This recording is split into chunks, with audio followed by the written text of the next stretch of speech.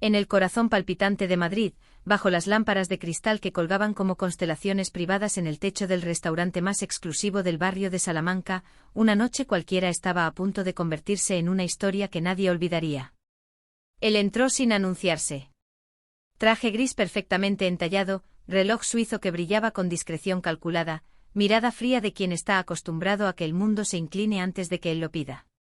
Algunos lo reconocieron de inmediato. Era uno de esos hombres cuya fortuna aparece en revistas financieras y cuyos movimientos alteran mercados. Un multimillonario hecho a sí mismo, famoso por su inteligencia implacable, y por su carácter impredecible. Pidió una mesa junto al ventanal. Ella fue quien lo atendió. Se llamaba Lucía. 23 años. Delantal impecable pero gastado por el uso. Manos suaves aunque ligeramente ásperas por horas interminables sosteniendo bandejas. Nadie en el restaurante sabía que estudiaba Derecho por las mañanas y trabajaba por las noches para pagar la renta y las medicinas de su madre. Lucía se acercó con una sonrisa auténtica, no la sonrisa automática que muchos clientes reciben, sino una mirada cálida, presente. Buenas noches, señor. ¿Le traigo algo para comenzar? Él levantó la vista apenas un segundo, evaluándola como si fuera parte del mobiliario. Sorpréndame. Ella recomendó el mejor vino de la casa, explicó cada plato con pasión sincera y mantuvo una atención elegante sin ser invasiva. Él observaba cada detalle, la postura recta, la paciencia frente a clientes exigentes, la forma en que ayudaba a un compañero nuevo cuando casi derrama una copa. Durante la cena pidió lo más caro del menú. Langosta, trufa negra, carne madurada importada. No preguntó precios. No necesitaba hacerlo. Mientras comía, hizo preguntas inesperadas. ¿Siempre has trabajado aquí? Desde hace 3 años. ¿Y te gusta servir a personas que pueden gastar en una noche lo que tú ganas en meses? La pregunta era punzante. No buscaba conversación, buscaba reacción. Lucía sostuvo su mirada. Me gusta hacer bien mi trabajo. Lo demás no me corresponde juzgarlo. Él sonrió apenas. Como quien anota mentalmente un resultado preliminar. Cuando terminó, pidió la cuenta. La cifra era obscena para la mayoría. Para él, insignificante. Sacó su tarjeta negra, pagó sin pestañear, y dejó el recibo sobre la mesa. Propina, 0 euros. 0. Lucía regresó minutos después para recoger el comprobante. Vio la cifra. Sus ojos se detuvieron un segundo. Solo uno. Muchos en su lugar habrían fruncido el ceño. Otros habrían susurrado algo sarcástico. Algunos incluso habrían dejado que la decepción se notara. Pero ella respiró profundo. Tomó el recibo, se acercó a la mesa y dijo con la misma serenidad con la que lo había atendido toda la noche. Gracias por su visita, señor. Espero que la experiencia haya estado a la altura. Él se recostó en la silla, cruzó los brazos. ¿Eso es todo? Preguntó con tono casi divertido. ¿Ni una queja? ¿Ni una cara larga? Algunos comensales cercanos empezaban a notar la tensión. Lucía inclinó ligeramente la cabeza. La propina es un gesto voluntario, no una obligación. Si algo no estuvo a su agrado, me gustaría saberlo para mejorar. La respuesta no era sumisa. Era firme. Digna. El multimillonario la observó con más atención esta vez. Ya no como parte del decorado, sino como una incógnita interesante. ¿Sabes quién soy? He oído su nombre, respondió ella. Pero aquí para mí, todos los clientes son iguales. Una frase simple. Pero el silencio que siguió fue pesado. Él había hecho aquello antes. En distintos restaurantes, en distintas ciudades. Dejar 0 como prueba. Una provocación diseñada para revelar el carácter real de las personas cuando se sienten injustamente tratadas. Había visto rabia. Desprecio. Hipocresía. Nunca serenidad auténtica. ¿No te molesta? Insistió. Lucía lo miró directamente. Claro que me ayudaría una propina. Pero mi trabajo no depende de su generosidad. Depende de mi ética. Algunos clientes contuvieron la respiración. El hombre tamborileó los dedos sobre la mesa. ¿Y si te dijera que fue intencional? Ella no respondió de inmediato. Entonces supongo que estaba probando algo. Exacto. Te estaba probando. La confesión cayó como una piedra en agua quieta. El gerente del restaurante que observaba desde lejos comenzó a acercarse nervioso. Lucía, sin embargo, no cambió su expresión. ¿Y aprobé? Preguntó con una calma que desarmaba. Él se levantó lentamente. Su presencia imponía. Sacó de su bolsillo una tarjeta metálica con su nombre grabado en relieve. Estoy buscando a alguien para dirigir un nuevo proyecto social. Un fondo de inversión para jóvenes sin recursos. Necesito a alguien que entienda la dignidad, no solo el dinero. Colocó la tarjeta sobre la mesa. Mañana, 10 de la mañana. Mi oficina. Si decides ir. El restaurante entero estaba en silencio. Pero Lucía no extendió la mano de inmediato. Con todo respeto, señor, dijo, no necesito una prueba para saber quién soy. Sus palabras no eran desafiantes. Eran claras. Él la miró como si acabara de escuchar algo que nadie se había atrevido a decirle en años. No, respondió finalmente. Pero yo sí necesitaba saberlo. Se giró para irse. Entonces inesperadamente sacó su billetera. Dejó un sobre grueso sobre la mesa. Eso es por la cena, dijo sin mirarla. Y por la lección. Cuando salió del restaurante el murmullo explotó. El gerente se apresuró a abrir el sobre. Había más dinero del que Lucía ganaba en varios meses. Pero dentro también había algo más. Una carta. Lucía la tomó con manos ligeramente temblorosas y comenzó a leerla en silencio. Sus ojos recorrieron cada línea. Y mientras lo hacía, su expresión cambió. No era alegría. No era sorpresa. Era algo más profundo. Porque lo que estaba escrito en esa carta no era solo una oferta de trabajo, era una revelación que conectaba su pasado con el del multimillonario de una forma imposible de imaginar. En la carta no había logotipos corporativos ni lenguaje frío de negocios. La tinta parecía escrita a mano. Hace 25 años, una mujer trabajaba en un pequeño café de barrio. Una noche atendió a un hombre que no tenía dinero suficiente para pagar. En lugar de humillarlo, le dijo que volviera cuando pudiera. Ese hombre era yo. Lucía sintió un nudo en la garganta. La mujer se llamaba Carmen. El mundo pareció detenerse. Carmen era el nombre de su madre. El restaurante desapareció a su alrededor. Solo existían esas palabras. Yo no era millonario entonces. Era un joven arrogante que acababa de fracasar en su primer negocio. Aquella noche no solo me faltaba dinero, me faltaba dignidad. Tu madre me devolvió ambas cosas. Lucía levantó la vista, buscando instintivamente al hombre, pero él ya no estaba. Intenté encontrarla años después para agradecerle. El café había cerrado. Nadie supo decirme a dónde fue. He pasado media vida buscando ese rostro. Las manos de Lucía comenzaron a temblar con más intensidad. Hoy, cuando te vi, supe que había algo familiar en tu mirada. No fue casualidad que dejara cero. Necesitaba confirmar si la misma fortaleza vivía en ti. El murmullo del restaurante volvió poco a poco a sus oídos, pero ahora sonaba distante, como si viniera desde otra habitación. Si eres hija de Carmen, entonces el mundo me dio una segunda oportunidad para saldar una deuda que nunca he olvidado. Lucía cerró los ojos un instante. Recordó las historias que su madre le contaba cuando era niña, sobre un joven orgulloso que había aprendido que la vida podía cambiar en una sola noche. Nunca mencionó nombres. Solo decía, a veces, hija, lo más valioso que puedes dar no es dinero, es respeto. El gerente la observaba con curiosidad. ¿Estás bien? Lucía asintió lentamente. Dentro del sobre, además del dinero, había un documento preliminar, la creación de una fundación con el nombre Proyecto Carmen. Lucía sintió que el aire se volvía más denso. No era caridad. No era una oferta impulsiva. Era un plan estructurado, becas, asesoría legal gratuita, apoyo a madres solteras trabajadoras. Su madre nunca le habló de sacrificios con amargura. Nunca permitió que la escasez definiera su carácter. Y ahora, sin saberlo, había influido en el destino de un imperio financiero. Lucía dobló la carta con cuidado.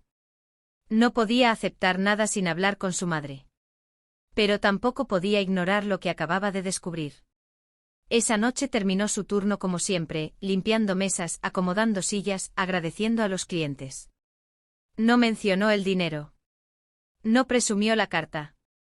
Al salir del restaurante, el aire frío de Madrid golpeó su rostro. Caminó hacia la parada del autobús con el sobre bien sujeto contra el pecho. Su teléfono vibró. Un mensaje de un número desconocido. Sé que ya leíste la carta. No quiero comprar tu gratitud. Quiero ofrecerte una alianza. Lo que tu madre hizo por mí cambió mi destino. Déjame ayudarte a cambiar el de otros. Lucía miró el mensaje largo rato. No sentía euforia. Sentía responsabilidad. Pensó en su madre dormida en el pequeño apartamento, ignorando que el pasado acababa de tocar la puerta del presente. Pensó en todos los clientes que habían dejado monedas contadas sobre la mesa. Pensó en la prueba. 0 euros. Una provocación. Pero también un espejo. El autobús llegó. Subió lentamente. Mientras el vehículo avanzaba por las calles iluminadas, Lucía abrió nuevamente la carta y leyó la última línea que antes no había notado. Mañana no te entrevistaré para darte un empleo. Te preguntaré si estás lista para liderar algo que ni yo puedo dirigir solo. Lucía apretó el sobre. Y en ese instante comprendió que la verdadera prueba no había sido la propina. La verdadera prueba comenzaba ahora. Esa noche casi no durmió. El pequeño apartamento estaba en silencio, apenas interrumpido por la respiración pausada de su madre en la habitación contigua. Lucía se sentó en la mesa de la cocina con la carta extendida frente a ella y el sobre aún grueso a un lado. La lámpara amarillenta proyectaba sombras suaves sobre las palabras que parecían arder. ¿Liderar algo que ni él podía dirigir solo?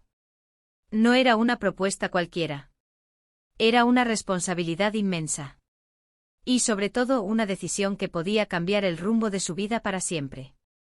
A las 6 de la mañana, cuando su madre salió de la habitación envuelta en su vieja bata azul, encontró a Lucía despierta, con los ojos cansados pero brillantes. ¿No dormiste, hija? Lucía dudó apenas un segundo antes de entregarle la carta. Carmen la leyó despacio. A medida que avanzaba, su expresión se transformaba: sorpresa, incredulidad, memoria. Cuando terminó, se sentó frente a su hija sin hablar durante varios segundos. Nunca pensé que volvería a saber de él, susurró finalmente. ¿Es verdad? Preguntó Lucía. ¿Todo? Carmen asintió. Era orgulloso. Herido. Pero vi algo en sus ojos aquella noche. No necesitaba dinero. Necesitaba que alguien no lo tratara como un fracaso. Lucía sintió un estremecimiento. ¿Quiere que yo lidere su fundación? Carmen la miró fijamente. No es su fundación. Si aceptas, será tu responsabilidad. Y eso es diferente. La diferencia pesó más que cualquier cifra escrita en el documento. A las 9:45 Lucía estaba frente a la torre de cristal donde se encontraba la oficina del multimillonario. El edificio parecía cortar el cielo de Madrid con arrogancia arquitectónica. Gente trajeada entraba y salía con prisa medida. Lucía llevaba su único blazer formal y el mismo bolso que usaba para la universidad. No quería aparentar algo que no era. En el piso más alto, una asistente la recibió sin sorpresa, como si ya esperaran su llegada con certeza. El señor la espera. El despacho era amplio, minimalista, con ventanales que ofrecían una vista panorámica de la ciudad. Él estaba de pie, mirando hacia afuera, como si Madrid fuera un tablero de ajedrez. No se giró de inmediato. Pensé que vendrías, dijo. No vine por el dinero, respondió ella. Entonces él se volvió. Su expresión no era la del hombre provocador del restaurante. Era más contenida. Más humana. Lo sé. Se sentaron frente a frente sin mesa de por medio. Quiero que entiendas algo, continuó él. El proyecto no es filantropía superficial. Será una inversión estratégica en talento que el sistema ignora. Pero no quiero dirigirlo yo. No tengo la sensibilidad necesaria. Lucía sostuvo su mirada. Y cree que yo sí. Creo que tú conoces la escasez sin resentimiento. Eso es raro. Hubo un silencio cargado. Si acepto, dijo Lucía lentamente, no seré un símbolo decorativo para limpiar su imagen. Una leve sonrisa cruzó el rostro de él. Si aceptas, tendrás autonomía total. Presupuesto propio. Decisiones propias. Yo financiaré. Tú liderarás. Lucía respiró hondo. Entonces empezaré cambiando algo. Él alzó una ceja. ¿Qué cosa? No se llamará Proyecto Carmen. Él parpadeó, sorprendido. ¿Por qué? Porque mi madre no ayudó para que su nombre estuviera en una placa. Lo hizo porque era correcto. Si vamos a hacer esto, será para quienes vienen después, no para honrar el pasado. El silencio que siguió fue distinto al del restaurante. Este no tenía tensión. Tenía respeto. El multimillonario se inclinó hacia adelante apoyando los codos en las rodillas. Habla. Lucía abrió el documento y comenzó a señalar modificaciones, criterios de selección, programas de mentoría, inclusión de asesoramiento psicológico, alianzas con universidades públicas. No hablaba como una camarera improvisando sueños. Hablaba como una futura abogada con visión estructural. Él la escuchaba con atención absoluta. Por primera vez en años, alguien no estaba tratando de impresionarlo. Estaba desafiándolo. Y mientras Lucía exponía su plan, una idea comenzó a tomar forma en la mente del hombre. Quizá no había venido a saldar una deuda del pasado. Quizá había venido a presenciar el inicio de algo que lo superaba incluso a él. El despacho quedó en silencio cuando Lucía terminó de hablar. No había pedido permiso. No había buscado aprobación. Había trazado un mapa. El multimillonario la observó largo rato, como si estuviera recalculando todas las variables de su vida. Durante décadas había construido imperios con números, estrategias y riesgos medidos. Pero frente a él no había una inversión financiera. Había una convicción. Entonces no será mi proyecto, dijo finalmente con voz firme. Será nuestro compromiso. Lucía negó suavemente con la cabeza. No. Será de ellos. De los que aún no saben que alguien cree en ellos. Esa respuesta marcó el verdadero inicio. Meses después, en un antiguo edificio restaurado en el centro de Madrid, abrió sus puertas la fundación con un nombre nuevo, Horizonte. Sin apellidos. Sin homenajes personales. Solo una palabra que prometía futuro. No hubo alfombra roja. No hubo celebridades. Hubo jóvenes con carpetas gastadas, madres con niños en brazos, estudiantes que nunca habían pisado una oficina elegante. Y al frente Lucía. No llevaba uniforme de camarera. Tampoco traje de ejecutiva ostentosa. Llevaba la misma mirada firme de aquella noche en el restaurante. El multimillonario permanecía en segunda fila, sin discursos protagonistas. Había aprendido algo esencial. El dinero puede abrir puertas, pero la dignidad decide quién las cruza. Con el paso del tiempo, Horizonte comenzó a transformar historias. Becas completas. Asesorías legales gratuitas. Programas de emprendimiento para quienes jamás habían tenido capital inicial. Jóvenes que antes servían mesas ahora diseñaban empresas. Hijos de trabajadores informales entraban a universidades prestigiosas. Y cada vez que alguien preguntaba cómo comenzó todo, Lucía sonreía. No hablaba de millones. Hablaba de cero. Porque todo empezó con una cifra vacía escrita en un recibo. Un cero que no representaba ausencia, sino prueba. Un cero que intentó medir el carácter de una mujer que entendía que la verdadera riqueza no se deja sobre una mesa, sino en la forma en que uno responde cuando nadie está mirando. Años más tarde, en una gala donde Horizonte celebraba haber financiado su proyecto número 1000, el multimillonario finalmente tomó el micrófono. La sala estaba llena. Creí que yo estaba probando a una camarera, dijo con voz clara. Pero en realidad, la vida me estaba probando a mí.